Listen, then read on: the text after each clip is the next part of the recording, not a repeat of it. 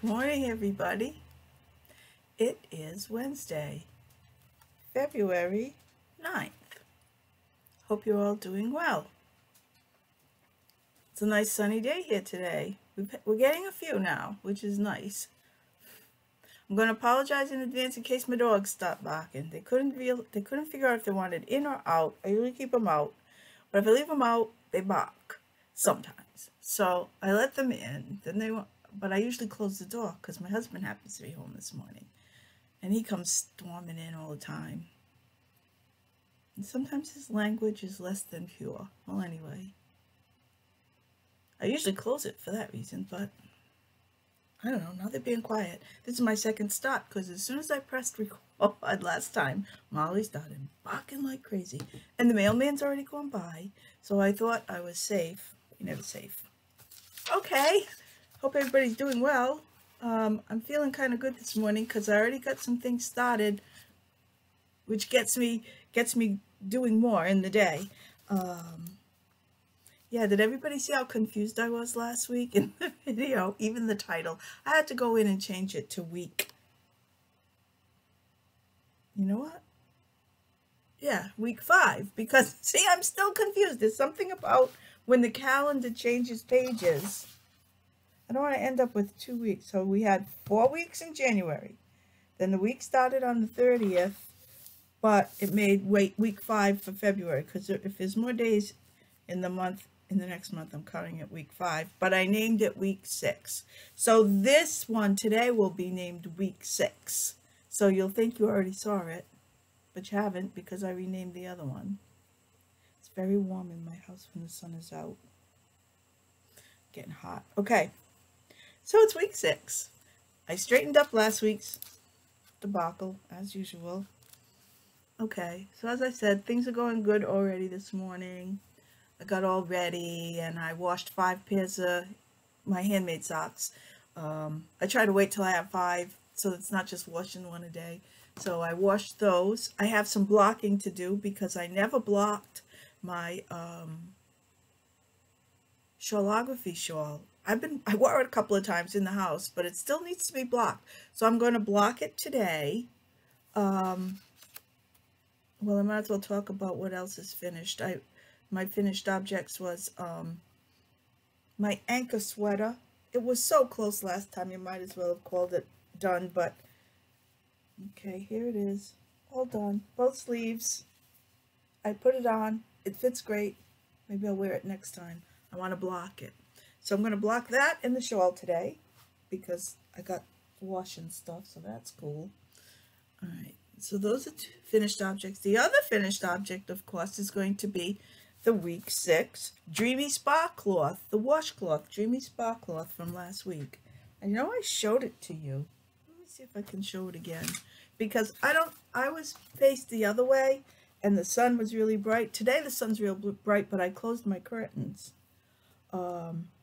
Here it was. See if it's a better picture to see what it would look like if it was made in the purple and green. And it's very bumpy, which is supposedly good for either scrubbing your skin or scrubbing your dishes. I think this one, mine's nice and coarse because I used the sugar and peaches and cream. So here it is. I blocked it. It's still on the ta-da! I don't know. It might be, mine is 9 by 9. I think it's, oh, it even shrunk up a little. Because it's cotton. I bet that's what happened. I tried to have it up there. Hey, look at that. It does shrink even if you have it pinned down. So anyway, it's nice and bumpy. Let me take it off. And to tell you the truth, as simple as this was, I had a hard time with it. It's only a dishcloth. But I was having a hard time with knowing which row I was on because the rows are similar but different so that you get that look. And I don't mark off all my rows. My hair is all sticking to my forehead there. It's making me uncomfortable. Let me get this off of here. It's a sturdy washcloth, I'll tell you. So week 6 done. You can feel the bumps, but when I got up to about here, I figured it out because of the two colors. The two colors made it simple because you start with two colors on one side. You pick the first color, you knit across. You have the only thing you can do is knit the second row of the main color. Come back. So then when you have the two colors here, what's next is, because it can be very confusing, you use the contrasting color and go over here. So you know you were doing, say, the hot pink. So you know you're going to pick up the hot pink again, because something always calls me away from my knitting. If I plan it, I was planning on always starting back at the row 1, because there's only 4 rows. That's if I planned it. But if I got called away, anyway, I finally caught on. So I think this exercise in knitting simple stitches is going to make me a better knitter, because now I get it. I like it. So week 6 done. So okay, so that's a finished object. So my finished objects was my sweater, my washcloth, and also I showed you some finished bibs last week that I made for the grandchild, the new great-grandchild, CJ. Well, we went over and saw him. So I don't have the 3rd or 4th thing I made him. I made him a teddy bear. I don't know if I talked about it. A white fleece teddy bear who's holding on to a little quilt. Actually, the quilt is made of this. This is the fabric. I had chosen, it's a flannel. I had chosen this flannel. It's really sweet. And I thought I'd make a bib out of it. But then once I had it home, clearly, the baby's so small, it was too big a print to put as a bib. So what I did was I cut, I think I used 3 by 3, yeah, or maybe 4 by 4. I did this the other day, I don't even remember. So I cut 4 by 4 squares, 2 of them for a front and a back, and I made a little quilt, and I made a white fleece teddy bear, and the teddy bear is got the quilt held onto him. So it's like a little thing a baby can drag around when he's a little bigger, because it's got a little blanket and it's soft, and the fleece is very soft. But I've already given it to him, so I don't have a picture of it. I do have pictures on my phone, so what I'll do is I'll get a picture from my phone and I will insert it here.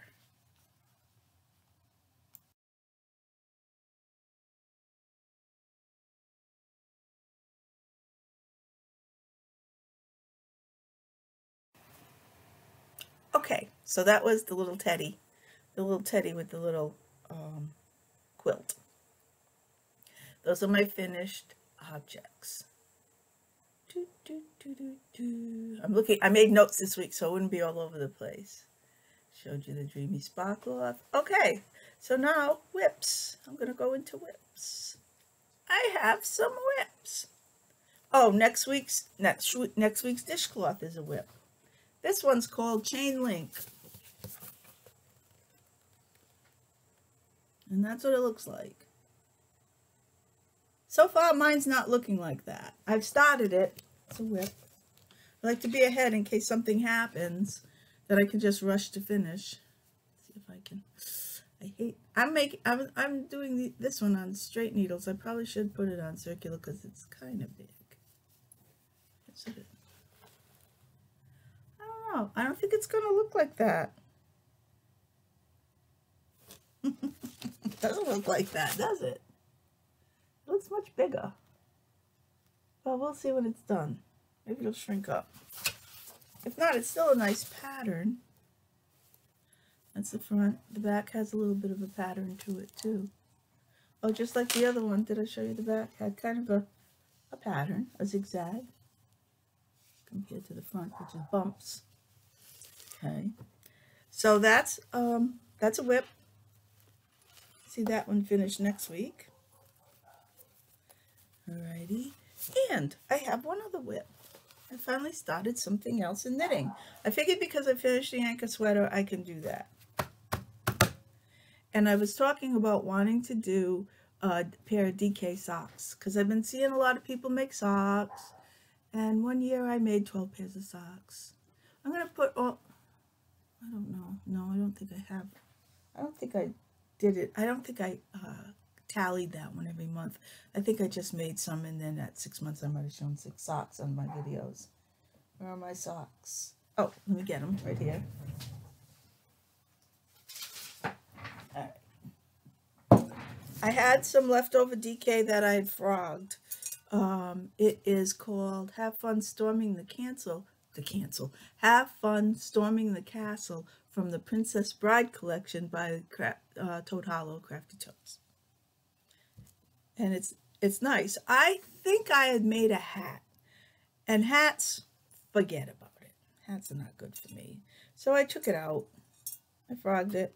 And because it's frogged and already rolled up in a ball, I split it into 2 to make the pattern I'm actually using is the Crazy Sock Ladies DK Weight Vanilla Socks. So squishy.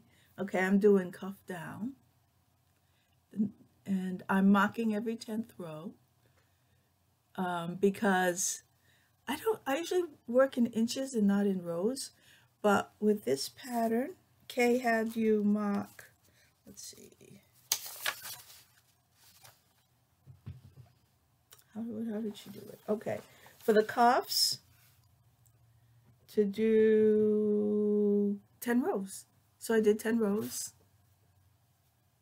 And then I started the leg, and it's rows 1 through 29, and it's just the knit. I chose to do 9-inch circulars because even though I have large hands, I don't have small, delicate, petite, feminine hands. I have kind of large hands, but they can fit. They're small enough that I only have a couple of fingers in here, and basically when I'm knitting, it's really only one hand in there, you know. Whoops. It's just kind of this deal, so it's not bad. Well, I think I just cut myself off. I was talking about the DK Weight Vanilla Sock pattern by Kay Litton, also known as the Crazy Sock Lady. All right, so I'm using circular 9-inch Chai-Goo in size 3 because this is, I don't think I say Chai-Goo right. Chao-Goo. It makes much more sense to do 2 at a time, but I'm just not with the yarn moving every time. I just want to go around in circles. So what I do is I have two needles the same size. Whatever size I need for socks, I have 2 of the same size, same needle.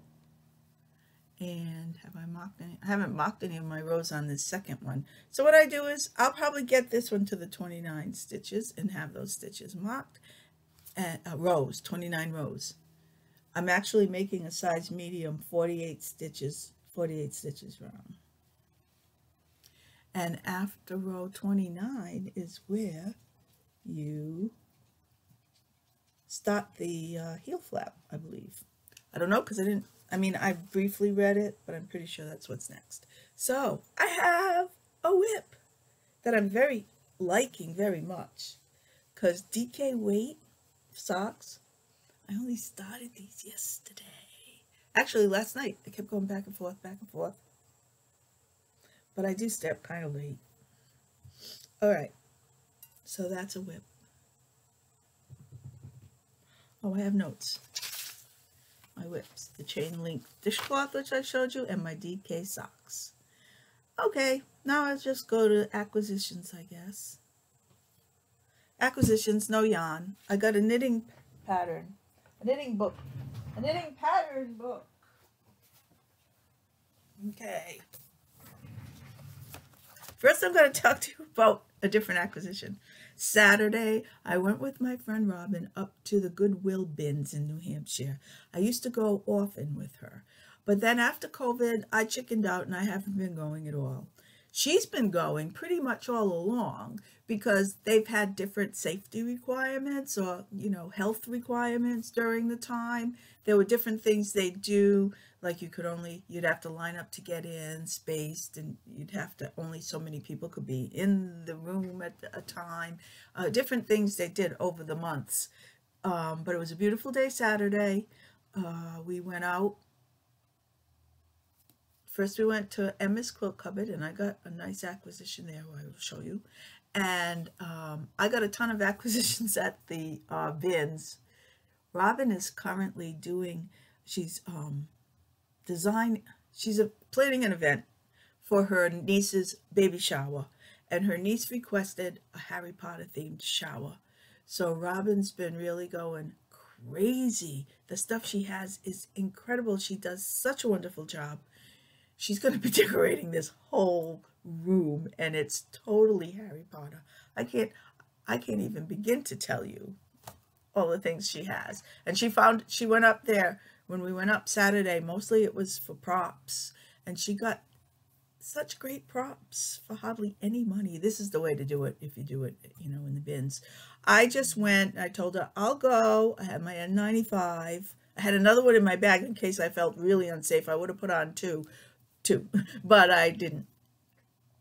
And it wasn't bad at all. Half the people didn't have their masks on at all. Half did. I kind of think the people who were vaccinated had masks on and were being safe, and the other people were just wild. But that's basically humanity. That's basically society. That's a snapshot of society. So we went, and I avoided the crowds because as they brought in new bins, people all flocked to that. And then I just go look at the bins that had already been picked over, because I still find great stuff. I think I told you about having made felt food with my grandson. Well, I found the wackiest thing. I actually have part of it. This was the first thing I found. This was, I don't even know if I, do you see how it's like a sandwich board? It's a costume for a little kid. It's like a sandwich board. And what it was is a box of donuts. See the donuts on the side? This is all like fleece. And there were a dozen donuts sewn on here, except for one. One was missing, this Velcro one. But because he likes donuts and because we were making felt food, I bought that. I mean, okay, $1.49 a pound. This just weighs a few ounces. It's not, I mean, I bought a ton of stuff and I paid $5.39. I got him a nutcracker because his favorite thing is nutcrackers, and it was a working nutcracker. I got him the donuts, which I already took all off that costume and washed them and dried them. They came out beautiful. They were like a tan, like a donut color tan, and on the tops they were either decorated with, if they didn't have a hole, they were supposedly cream filled, and they had one was chocolate, brown satin for chocolate frosted, and then there was satin with little dots so it would look like sprinkles, pink, I forget what it looked, yellow. It was very clever, the company that made this. Of course, I had shown it to my grandson on a FaceTime, and my daughter called up after I gave him the stuff that I had for him, after I cleaned it all up. She said, "Do you still have the costume pot?" I said, "Yes." "He wants it." I said, "All right, I'll wash it and get it to him." He'll want me to help him with Velcro on all the donuts, I'm sure. We might have to make one because one was missing. I got 11 donuts. But that was good because he got it. He put it all in the fridge in his play kitchen. So I got him that. I got him a couple of books, How to Draw Cars, a riddle book. I got him a Volkswagen hat. Oh, a magic top hat, fake velvet, that had a spring in it so you could put it flat and it pop up, and the lining in it comes out so that you can hide stuff in the lining and put it in. When you show people there's nothing in your hat, and then you can pull stuff out of your hat. Oh my goodness, that was a big hit. I mean, I don't even know where you find stuff like that unless you buy a magic set. So it was a bunch of stuff for him. That was acquisitions. But the other thing that I got for the wool lovers, I got a little woolly lamb. Look at how cute that thing is. But the nose needs repair. just some pink DMC floss, embroidery floss. So I'm just going to stitch up that nose. And she hasn't been washed. He or she hasn't been washed yet. It's a little crooked. I got to straighten it out. I'll block it. But I thought it was the cutest little lamb. My grandson saw it yesterday and said, I want that. I go, I don't know. I might be keeping that. That might be for a friend of mine. That's what I tell him. If it's for a friend, he'll let me keep it. If it's for me, no. I said, well, if I keep it, you can always play with it. So that was the cutest little lamb. That was an acquisition. Okay, back to my books. Okay. This was a book that we discussed in our knitting group, the Espresso Knitters. We Zoom every Sunday, and we talked about Home and Away because Donna had knit a beautiful sweater. The name of it was Georgetown. It's just great. And it has a shawl. It's the kind of sweater I've been wanting to make with this shawl collar. There's the back of it. Okay, you can see it has the shawl collar. And then, oh, I should tell you, this is Hannah Fettig. Hannah Fettig Designs. Nice schematic there for the sweater. And here's kind of like what it looks like in the front. So when we looked to get the pattern on Ravelry, you had to buy, I don't know if you could buy a single pattern or if you had to buy the whole ebook, which was like $16, which I thought about doing that. But then we started searching around to see if anybody was selling it. So I was going to do the research on it. And I ended up ordering it from eBay. I called a bookstore in New York that said they had it, but when I called, they didn't have it. And there's one that's very close to that one. And I think this is what I'm actually going to make because it's a little longer, I think. A little boxier. The Rosemont. I think I might make that. So this was a very nice book. The pictures, look at this. Look at the rooster. The photography is great. It's just a really nice book. So I ended up getting it for like $18.03 with the tax because the shipping was free, and it's from a bookseller on eBay that I've used before. I didn't realize that, but they always say, welcome back. You've purchased from this seller before. So it's really pretty. It's a real pretty book. And it's $24 new. But some of them, got to look around on eBay. Some of them are more expensive than others. It's a nice book. Okay, so I got that book. I went to Emma's Quilt Cupboard in Franklin, Massachusetts. It's on Route 140 in the same plaza as the Shores Supermarket. And Emma's is located kind of like you go around to the back of the building because there are more stores in the back. And it's great. I love it. The store's great.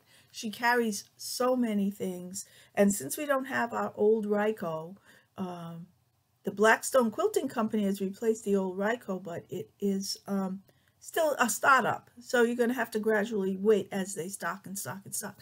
So Emma's is great, fully stocked. And beautiful layout. And she has a lot of long arms there. There's long arm service. There's a wonderful classroom. She even has a kitchen in the middle back. So on some Friday nights, she cooks a dinner. You can pay and go sew or do whatever craft you want to do, and she cooks dinner for you. It's amazing. So anyway, I went there during the middle of the week, last week, for something.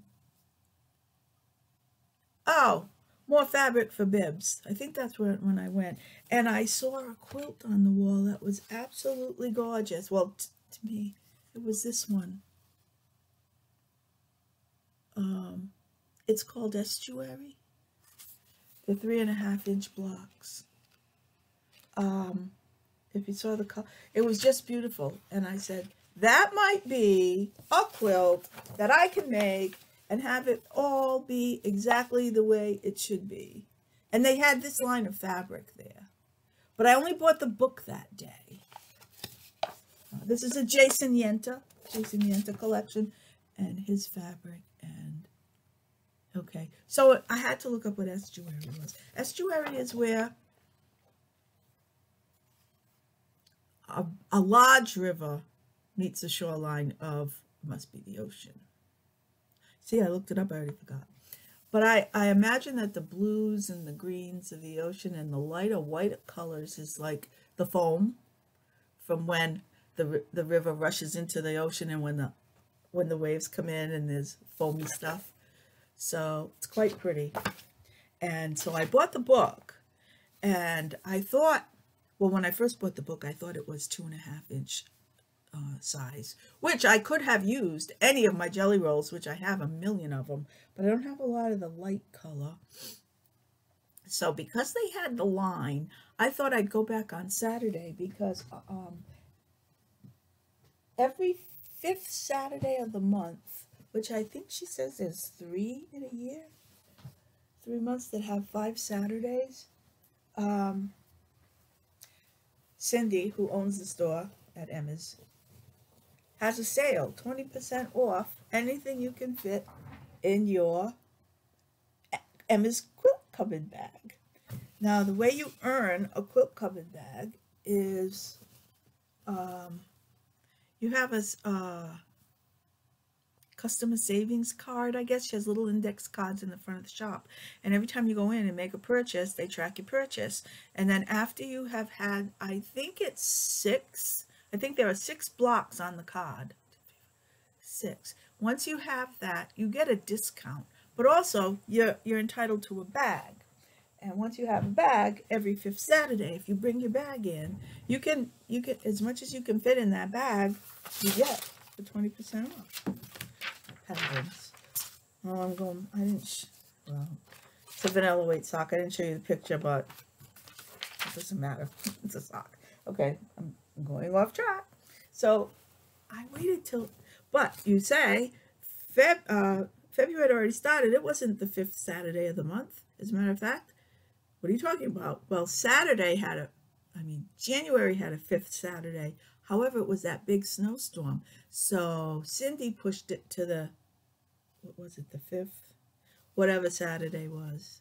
So the 1st Saturday in February replaced the 5th Saturday in January. And I knew that because I'm on the mailing list.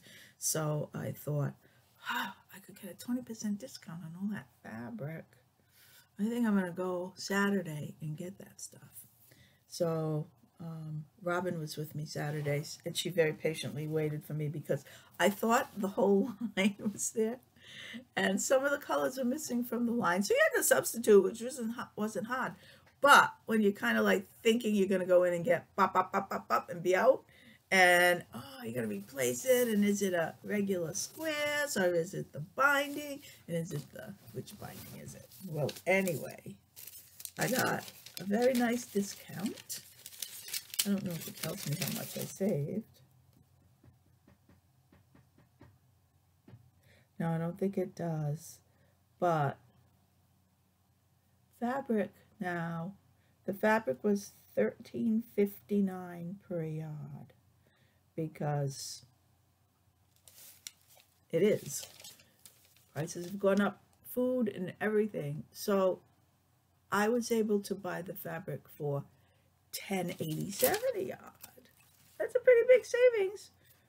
Oh, and if you spend over $100, you get a free fat quarter. And of course, I got a Halloween fat quarter. Oh my, I thought this was one that I already had, but it's not. It's a cool one though. Of course, I'm going to get a Halloween fat quarter. Hey, I like that. I like that. I'm going to figure out what I'm going to do with that fat quarter. Okay, so I got the fat quarter for free, which is a value of what, $3 probably. Let's put that there. And here are my colors. Here are some. Those are all the ones that are actually in the quilt. This one here is a replacement color, but it's in the same line, so that's why you know it'll match. Okay. And we have, okay, this is a big piece because this is most likely going to be the outside border. If it's this big, I'm thinking it's the outside border. So I might do this as the inside border. I mean, I would have liked it if I could have done this as the inside border, but it's not enough of a contrast. And then all the white that's in that quilt, I'm going to use this grunge. It's motor grunge. And as you can see, it's got some of the purples and the greens in it. Because his fabric, they were out of this fabric, because naturally everybody who was buying, well, what happened to my light? Here it is. That's a better picture of it. Everyone who's making this quilt would have bought up a lot of this. You can see how much I have a big cut of that. So that was that's going to be the next thing I cut out. But I'm still working on my machine embroidered Hoop Sisters quilt. That kind of went to the wayside when I started doing the bibs and the baby stuff. But I'm going to pick that up again too. So, yeah. Pretty excited about this quilt. Because even though I try so hard to make my quilts perfect, never had a perfect quilt.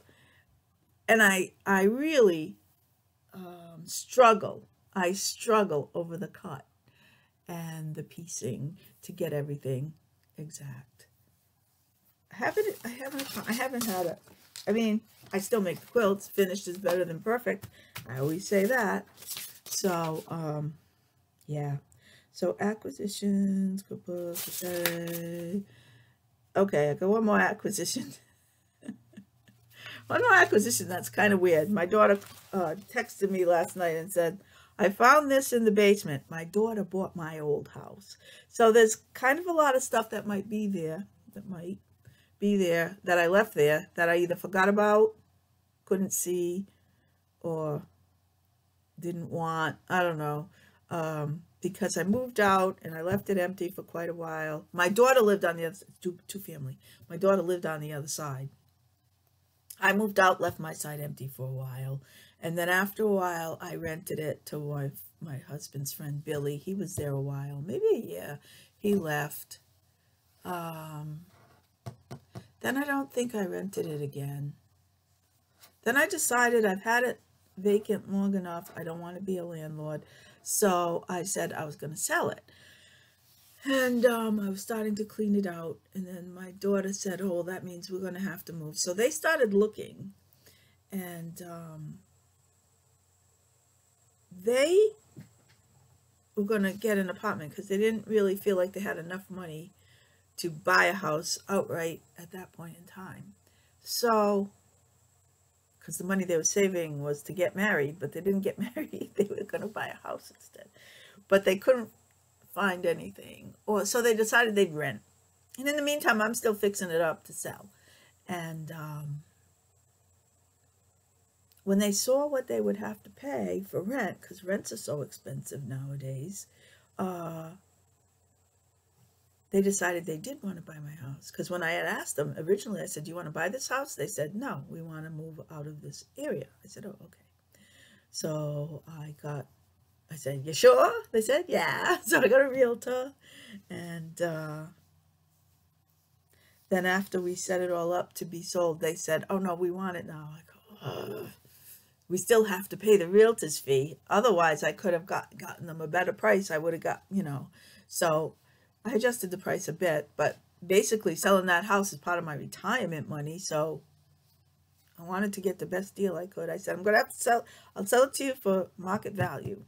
I'm not going to make any profit or anything. So they said, okay. So they bought that house. And so I moved out gradually. And after a while, I wasn't going back anymore and taking all my stuff. Long story for just to tell you that I got this really weird yarn acquisition. I used to work in a twisting mill before Allison was born. And Allison's like going to be 39 years old. You'll notice I have a container of open coffee grounds here. Fresh coffee grounds. I don't use that coffee anymore because I have Keurig, but she found this size Tupperware bin with a ton of mohair in it. What I call boucle. I think I'd call this boucle. I used to work in a twisting mill, and they twisted polyester yarn, and that was my job for the most part when I first started working. I used to work third shift. It was the old French worsted mills, way up high, very hot in the summer. Actually, hot in the winter. We wore shorts all year, and I worked third shift. So I spun polyester, very, very fine polyester yarn on the regular huge part of the mill. But then they had a back room where the managers would hand pick people to take care of the back room. Well, I got the job after a few months to work in the back room and twist all the mohair. So I have, and this one I would have wound myself. So this yarn could have come from there, or I could have gotten it from my father, because my father was a wool waste dealer, and he would sell stuff like this. But sometimes this I wound off a comb. I know that, and I have tons of it. This one's quite dirty because my father sold waste, and when these weren't used, they were like all over the floor.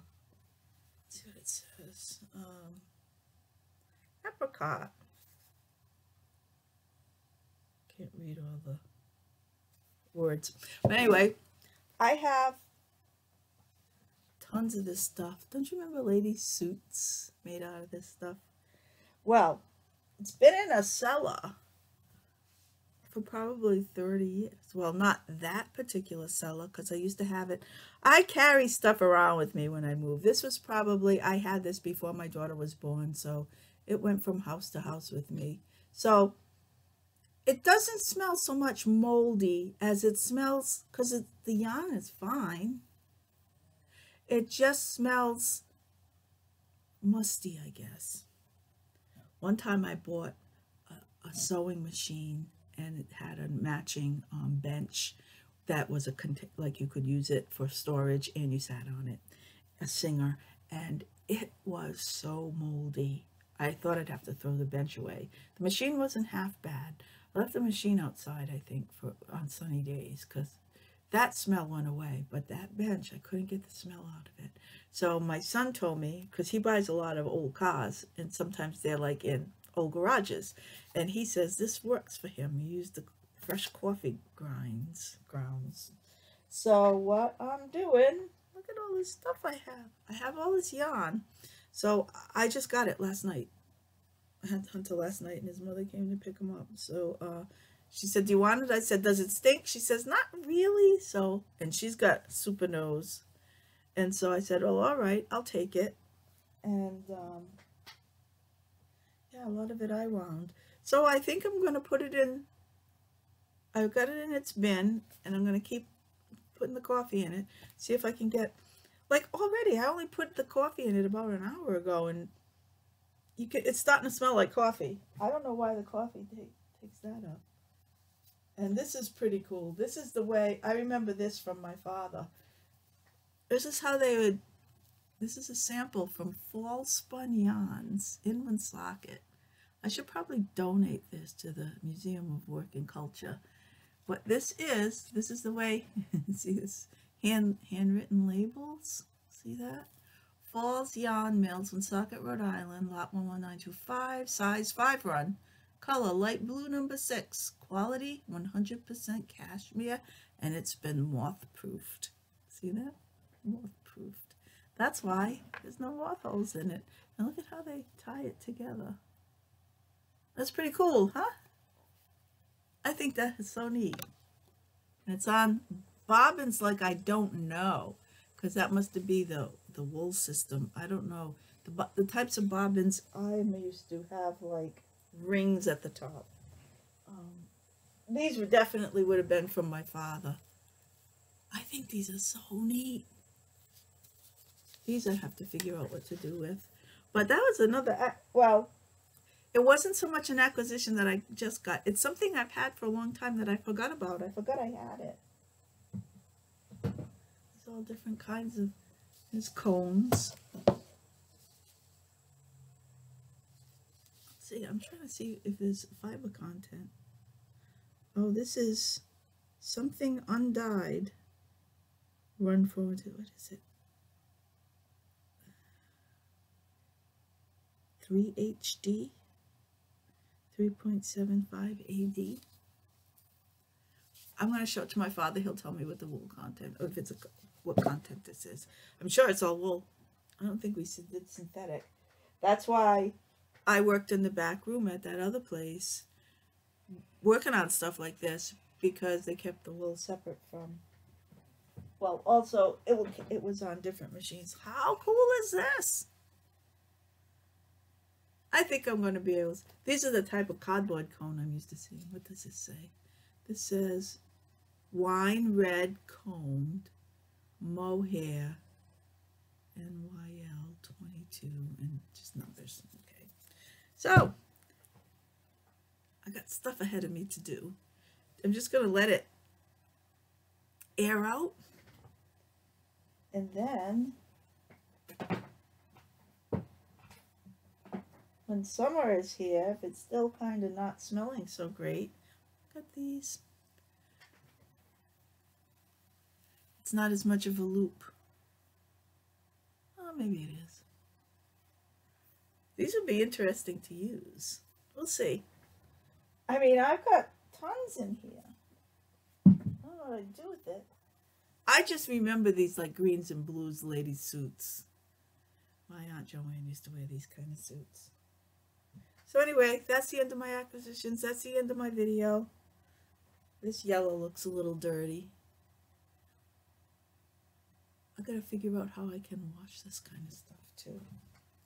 If there's a certain way, if it's better to wash it on some kind of cone, or I don't know. I don't know if it can be washed, or if you use it up. So that's that for this week's video of crafty stuff. Mostly it's my dishcloth. Yeah, the reason having a dishcloth every week is going to keep me on track, I think. And also, it'll motivate me to keep things going so that I finish one, so that it'll be done so I can work on something else. Even though mostly the knitting is nighttime and the sewing is during the day, and the cooking and the cleaning. Yeah, I have a Lazy Susan cupboard in my kitchen, and I don't think I cleaned it out in about, well, probably did it when I was first retired, so let's say 4 years. And it didn't look gross when you looked in it, but there was a lot of stuff that was expired because I used to cook more things than I do now, and different things, and some of the food stuff, mostly is baking stuff in there. So I took everything out and put it on the cupboard and washed all the floor of the cupboard, and then washed both of those Lazy Susans 2 tiers. It's pretty big. So that's all washed out, and I let it dry. So now I get to go restock, but there's a lot less in the cupboard because there's a lot of expired stuff. There's actually this big container of Nestle's milk chocolate cocoa mix to make cocoa in milk. And my husband doesn't do that. He just uses water. But he bought that for himself. And he kind of monitors my trash, I believe. I always think he goes through my trash because I put a bag out, and he came in the house and he said, "You throw this away?" He goes, "This is mine." I go, "Yeah." I said, "But you don't use it. It's the one made with milk." He goes, "Sometimes I do." I said, "Look on the bottom. It expired in 2020. We're in 2022. "Oh, okay then." I said, "You don't trust me spying on my trash." Nothing's private when you're married, I guess. Your discards. Okay. This is not on my notes, so I should have finished this video now. Take care. Have a great week. See you next week. Bye-bye now.